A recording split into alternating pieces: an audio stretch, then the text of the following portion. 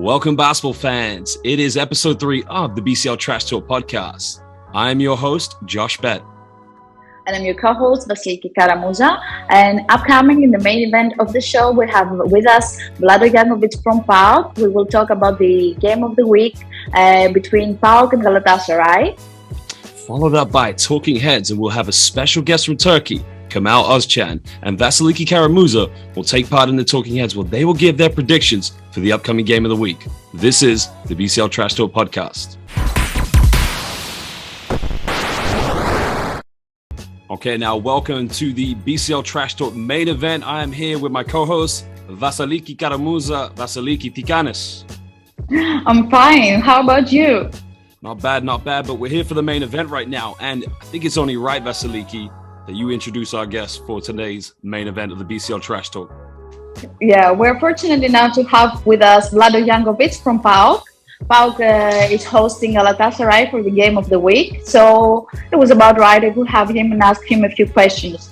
Good afternoon to both of you. I'm great. Weather is good for now in Thessaloniki, and we're looking forward to the game on Monday. Well, I'm in London right now. Vasiliki's in Athens. I don't think my weather compares to how, the lifestyle you guys are going through. But let's talk about PAOK. How has it been to move to PAOK this season for you? The transition was quite nice, to be honest. I really like it here. I feel very confident and very nice playing for PAOK. The club, the team, the coach, the fans, everybody was very nice to me. Everybody had a very warm welcome to me. So, to be honest, I'm feeling quite good. I like it here. I like the team.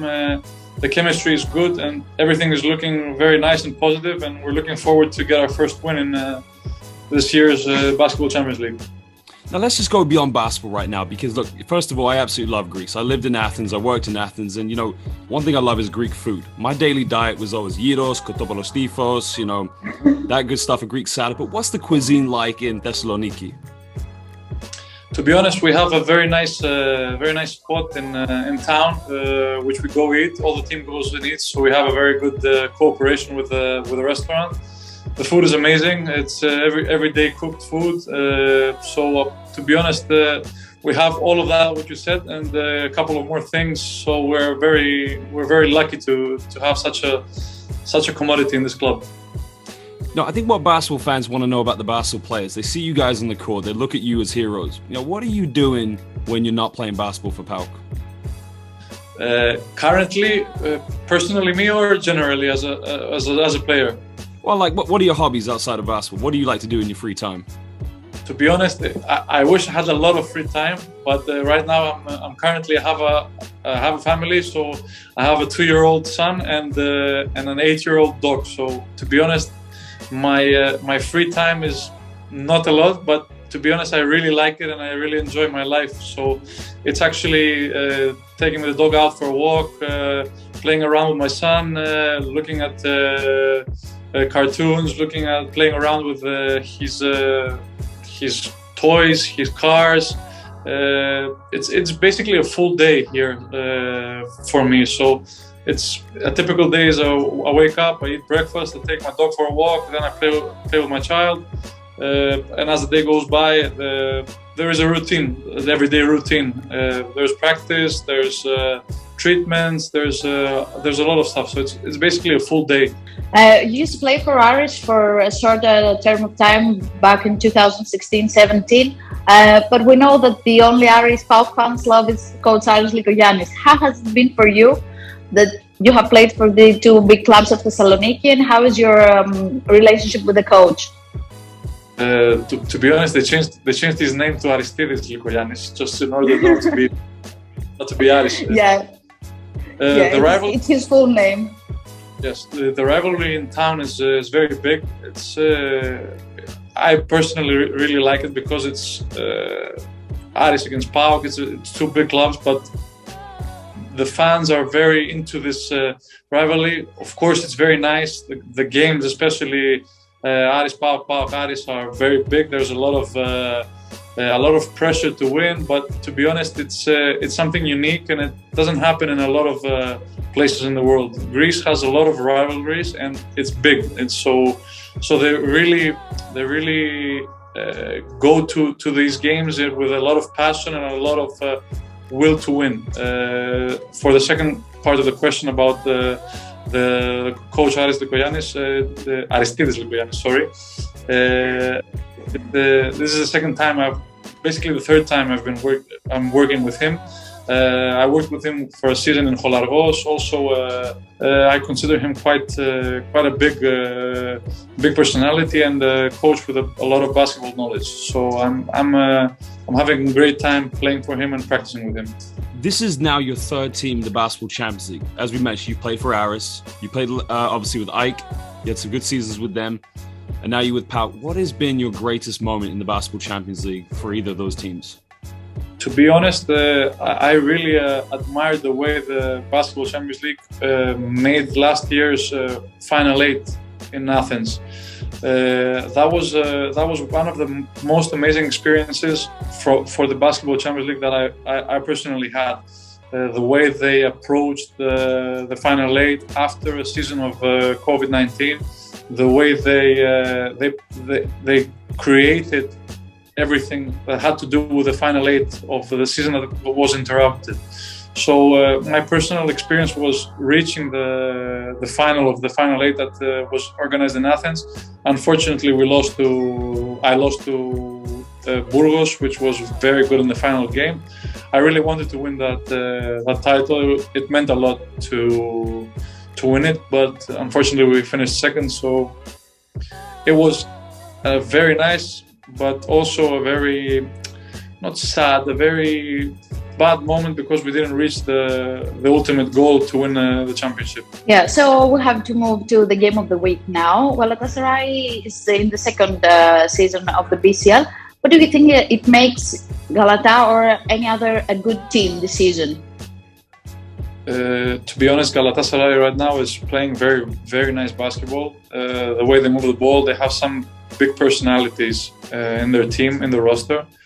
I think that it's a team which is very historical as well, as PAOK is, of course.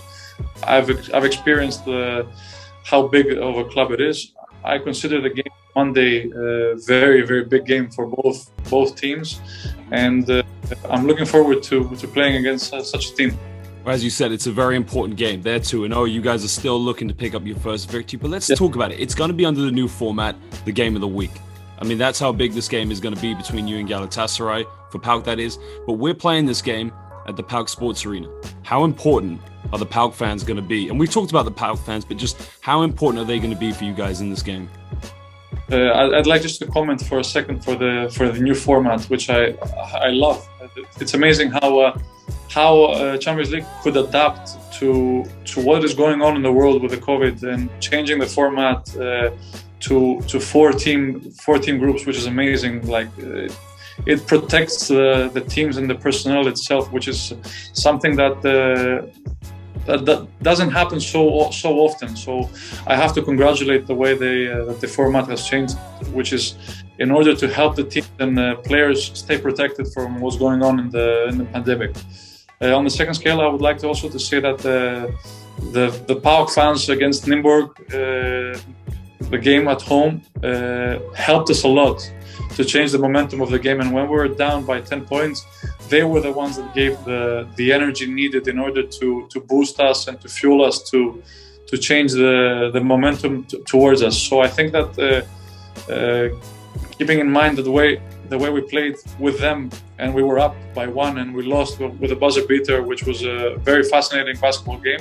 I think they will play a very important role in Monday's game. So I'm happy that we're going to play on Monday. That's one game on Monday, so turn on the TVs, and we hope that we will have our fans with us so that we will get to our first win, and we really need it. We really want to reach to win this game.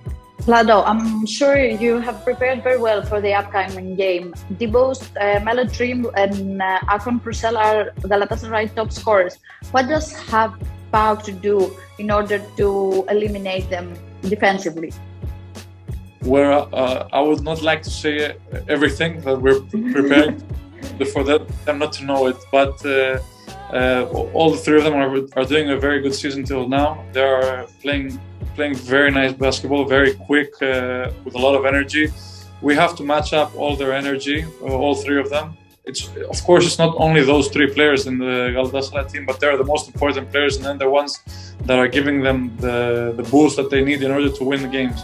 So I think the thing I could say and that I could share with you is that we have to match their energy. We have to fight hard. We have to defend very good on what they are very good on. So. And we have to be the best that we can in order to do that. So that's the one thing I could share with you for the upcoming game. Now let's talk about your team, of course, because you've got some good players in your team. And after the first two games, of course, you've got DeLeo, Griffins, Jones, yourself, and Tuliopoulos. You guys are the top 5 scorers. You're just about averaging just over 10 points per game, all of you. But who else on your team can we expect in this game of the week against Galatasaray to really step up and make a difference in order for you guys to get that first victory in the Basketball Champions League? To be honest, the first two games we were missing Jermaine Love, which is a guy that I've played before with.